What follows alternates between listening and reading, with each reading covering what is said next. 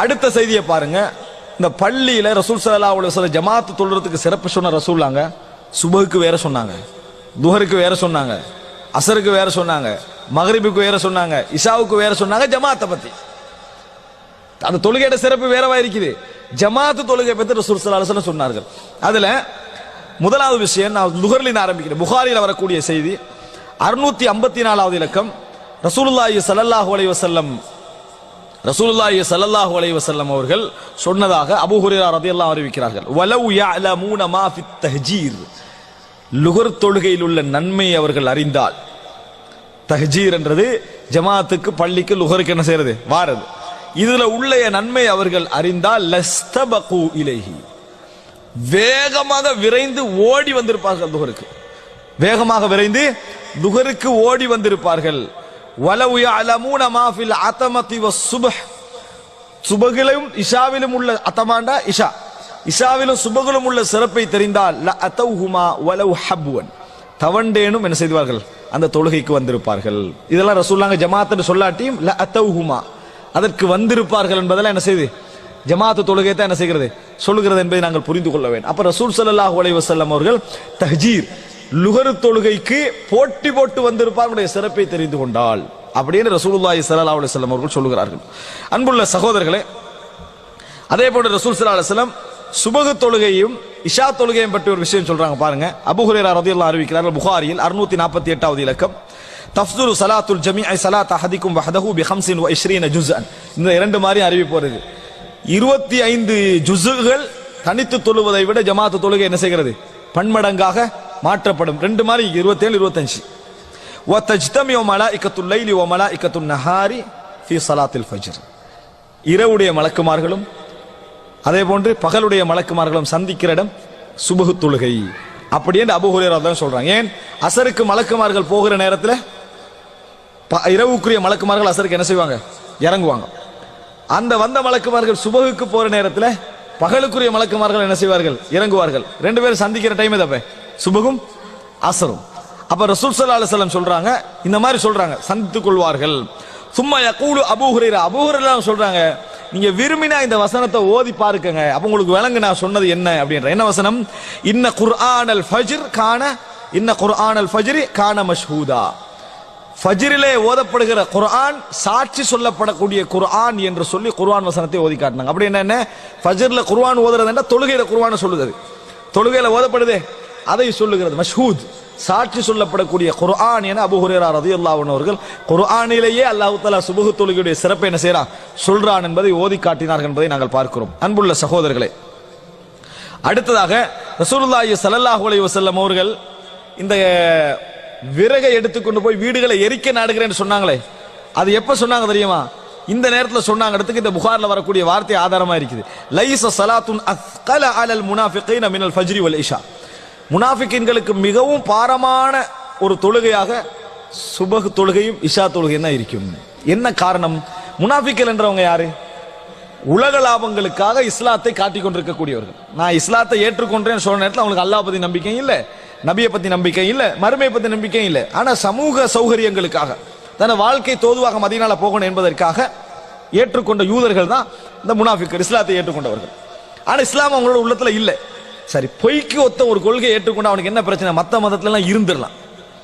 ஏண்டா அவனுக்கு அது பிராக்டிக்கல் ரீதியாக எனது ஈமான வெளிப்படுத்துறதுக்கான செய்திகள் அந்த மதம் கட்டாயப்படுத்தாது. நீ வந்தாலே போதுன்ற லெவலில் தான் அது இருக்கும். இஸ்லாம் அதை எக்ஸெப்ட் பண்ணாது. இதுல இருந்தா ஒழுங்கா என்ன செய்யணும் இருக்கேன், இல்லாட்டி ஏன்னா அங்கத்துவம் நல்ல இஸ்லாம் என்ன செய்யும் சொல்லும். அப்ப அதனால இவன் கட்டாயம் சுபஹுக்கு வர வேண்டிக்கும், துஹருக்கு வர வேண்டிக்கும், அசருக்கு வர வேண்டிக்கும், மக்ரிபுக்கு வர வேண்டி, இஷாவுக்கு வர வேண்டிக்கும். வீக்ல ஒரு முறை தொழுகிறதே மற்றவர்களுக்கு என்னது பெரிய பாரமா இருக்கும். இது டெய்லி 5 முறை பள்ளிக்கு ஜமாத்தா என்ன செய்யணும் வரணும். லுஹருக்கு ட்ரை பண்ணி வந்துருவாங்க, அசருக்கு வந்துருவாங்க, மக்ரிபுக்கு வந்துருவாங்க. சுபஹு தூக்கத்தை விட்டு எழும்பணும். பொய்யான கொள்கைக்காக பள்ளிக்கு போக வேண்டியிருக்குதா இல்லையா? அவங்களுக்கு பொய்யான கொள்கைக்காக உசுறு கொடுக்க வேண்டியிருக்கு. ஜிஹாதுக்கு ரசூலுல்லாஹ் கூட போக வேண்டியிருக்கு. இது அவர்கள்ட்ட இஸ்லாத்துல என்ன செஞ்சது? இஸ்லாத்துல இருந்துகளெல்லாம் ஆயிட்டோம் அவங்களுக்கு. அதனாலதான் ஜிஹாது முனாஃபிக் என்று குற்றச்சாட்டப்பட்டவர்களுக்கு நான் முனாஃபிக் அல்ல என்பது எது ஆதாரமா இருந்தது? ஜிஹாது. ஜிஹாது தான் என்ன செஞ்சது? ஆதாரமாக இருந்தது. அதே போல இந்த தொழுகையுடைய சுபஹ் தொழுகை இஷா தொழுகை என்னது? ஆதாரமாக இருந்தது. தனது நயவஞ்சகம் இல்லை என்று சொல்வதற்கு. அதனாலதான் தொழுகைக்கு வராதவங்க முனாஃபிக் என்று சொல்றதுக்கு காரணம் அல்லாஹ்வை நம்பாதவங்கள வராமிக்கிறேன் இல்ல, அல்லாஹ் நம்பிக்கை இதெல்லாம் இருக்குது. முனாஃபிக்களுடைய செயல்பாடு அது. அவர்கள் என்ன செஞ்சாங்க, இந்த ஜமாத்து தொழுகைக்கு வரது கஷ்டமா உணர்ந்தார்கள். அந்த கஷ்டத்துல ஒரு பகுதி எங்கள்கிட்ட இருந்தா அதுதான் வலாயது குருனல்லாக இல்லா கலீலா, அல்லாஹ்வை கொஞ்சமாவே அவர்கள் என்ன செய்கிறார்கள், ஞாபகப்படுத்துகிறார்கள். அன்புள்ள சகோதரர்களை, இதான் அதனுடைய அர்த்தம் என்பதை நாங்கள் புரிந்து கொள்ள வேண்டும். இப்ப அன்புள்ள சகோதரர்களே, இரண்டாவது கட்டம் சுபஹு தொழுகை, அதே போல லுஹர் தொழுகை, அசர் தொழுகை, மக்ரிப் தொழுகை, இஷா தொழுகை பற்றியெல்லாம் ரசூலுல்லாஹி ஸல்லல்லாஹு அலைஹி வஸல்லம் அவர்கள் தனிச்சிறப்பு சொல்லி இருக்கிறார்கள். இந்த செய்தியில நம்ம என்ன செய்கிறோம் பார்க்கிறோம். சஹீஹ் முஸ்லிம்ல 1523வது இலக்கம், அதாவது உஸ்மான் ரலியல்லாஹு அன்ஹு அவர்கள் பள்ளிக்குள்ள நுழைறாங்க. மக்ரிப் தொழுத முடிஞ்சால ஃபகஅத வஹதஹு, தனியா உட்கார்ந்தாங்க. உஸ்மான் பள்ளியில தனியா உட்கார்ந்தாங்க. ஃபகஅத்து இலைஹி, அப்துர் ரஹ்மான் அவர்கள் சொல்றார், அப்துர் ரஹ்மான் இப்னு அபி அம்ரா, நானும் உஸ்மானோட போய் உட்கார்ந்தேன். அவர் தனி உட்கார்ந்தார் பள்ளியில, நானும் போய் உட்கார்ந்தேன்.